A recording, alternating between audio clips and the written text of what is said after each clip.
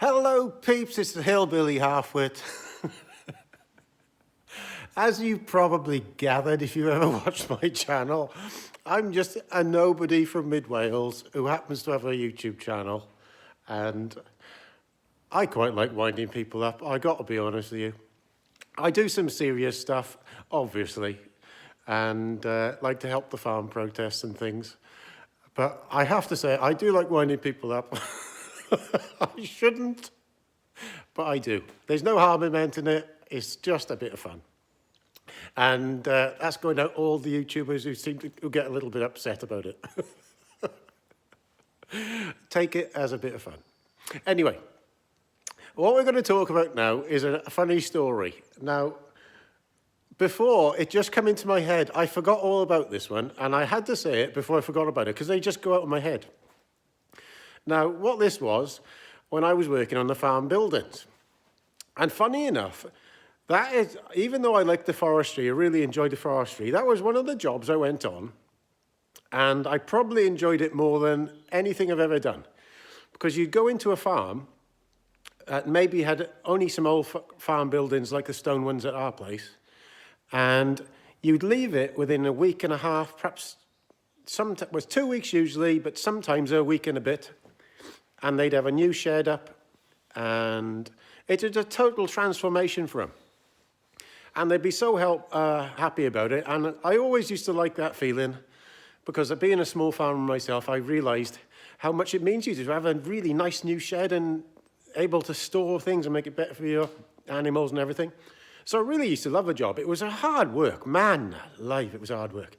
And the boss I had at that time, he was a real slave driver, but he was brilliant with money and everything. Never, ever had a problem with money. It was always there, and nothing ever a problem with that. Just a real hard worker, and a hard worker himself, to be fair. But I always remember this one time. Now, we were working up a place called Chemist Road, and he hadn't really been putting sheds up for that long, so there wasn't a lot of money in it, to be fair for him, because we were working for another firm. So we would go there and put a firm up, and he was being paid X amount to put the shed up.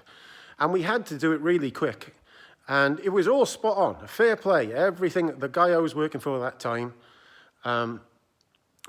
everything was spot on, fair play. But you had to go like grease lightning.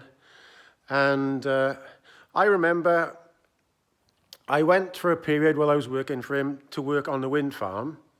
So I was on the wind farms because he had a little bit low on work at this one period. And fair play, he got me a job up there. So I worked up there for 12 months or something, and I put a bit of weight on. I went back with him for a week. 1 week, and I went from the biggest hole in my belt to the, to the smallest hole in my belt in 1 week. That's how hard a work it was going. It was a culture shock to go back to it all. But I absolutely loved it, to be fair, and got used to climbing on buildings and up steel and stuff like that, which I wasn't really good at to start with. So I really enjoyed that job. Anyway, we were at this job at Chemist Road. It was on the top of the hill in the middle of nowhere, and we'd just been pouring shuttering for the concrete walls, and we were short on concrete. So I think we only needed about another half a metre or something like that. So the boss said to me, well, there's a concrete plant down in Chemist Road, which I didn't know about, and he said, we could go down there, we'll be back in 2 hours, just get enough to finish this shutter off. And he said, come with me if you want, there's nothing you can do. So I thought, well, righto. So I jumped in by the side of him, and this was on an old JCB 4CX, the older type, with a big cab on. Nothing wrong with it at all, going really well. And the guy I used to work with was one of these guys, he could drive a machine and his brother, unbelievable at driving machines. So, leading up to this farm, there was a hell of a steep hill. I mean steep. You would drive it up in a transit van and you were spinning. I wouldn't like to say what it was like. If you've driven up my area, outside of Raider, there's a hill called Pendrawen there where you go up all the old Aber Road. It was like that all the way to the top. And we got to the top with this JCB, and I was sat by the side of him, and he just suddenly let this thing go.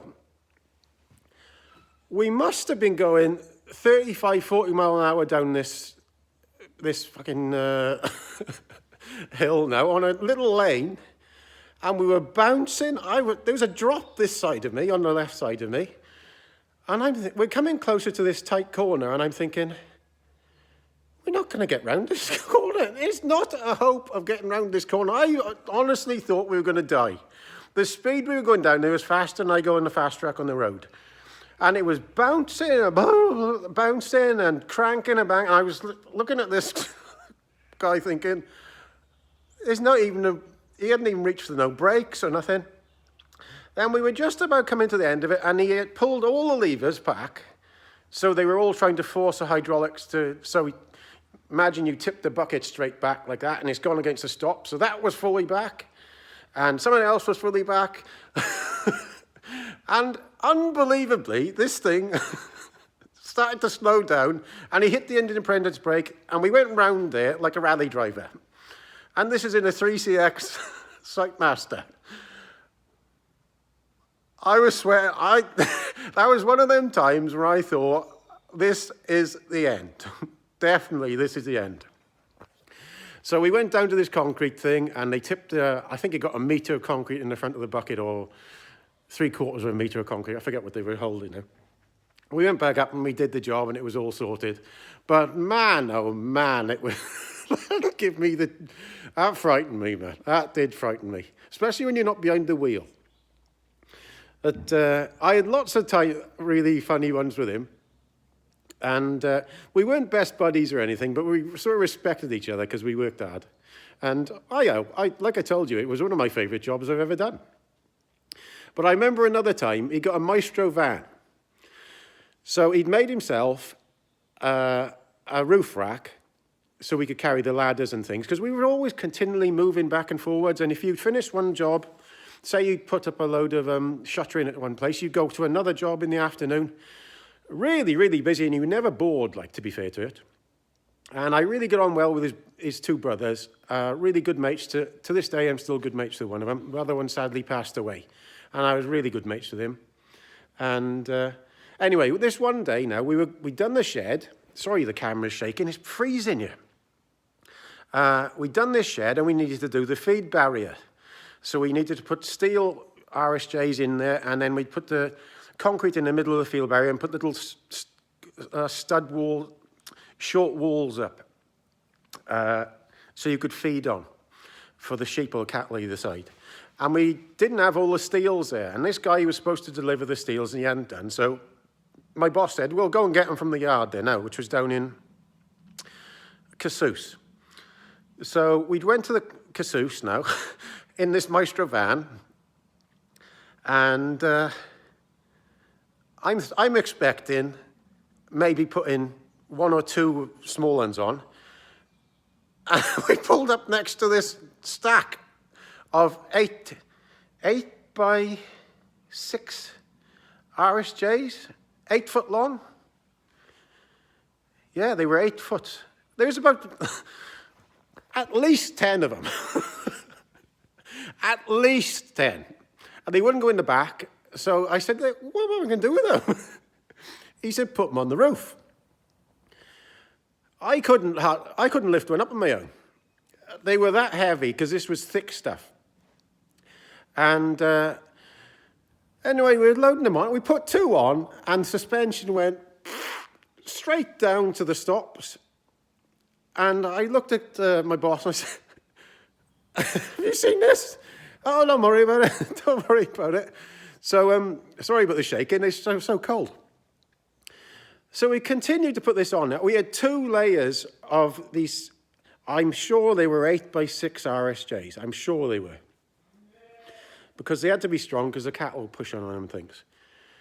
So I got them on there now. I said, how am I supposed to keep these on? So then put a ratchet strap around it. So I had the ratchet strap underneath the belly of the van, right round on top, and pulled as tight as it could be.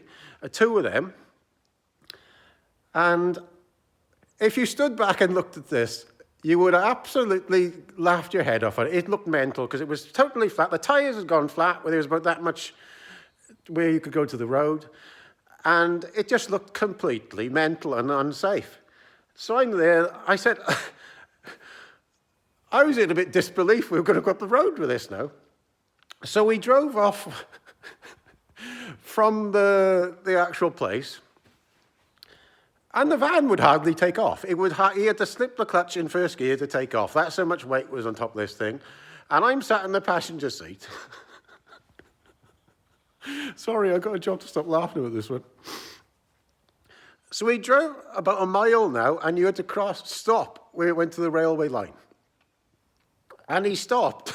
Next thing in, the fucking roof comes in on the van, and it's down on my head. Me and him were down in the front. We were down like this. Windscreen didn't break for some unknown reason, but the actual van thing that he'd made, the rack, had folded forward like that, and that had folded the roof in. And not some bit, it had gone a foot down. Where the doors were, it had bent down below the doors, and we were still in there like this, by the side of the railway line, and I started to laugh. You know what I'm like. I was laughing my head off. And to be fair, he was laughing a bit. And I thought this van was going to be writ off because it was bent so bad. So we got these things off. The windscreen was still in one piece you would never believe. So we got these things off and chucked them on the side of the road. And me and him were sitting on our backs in the back of the van, pushing the roof back up with our feet.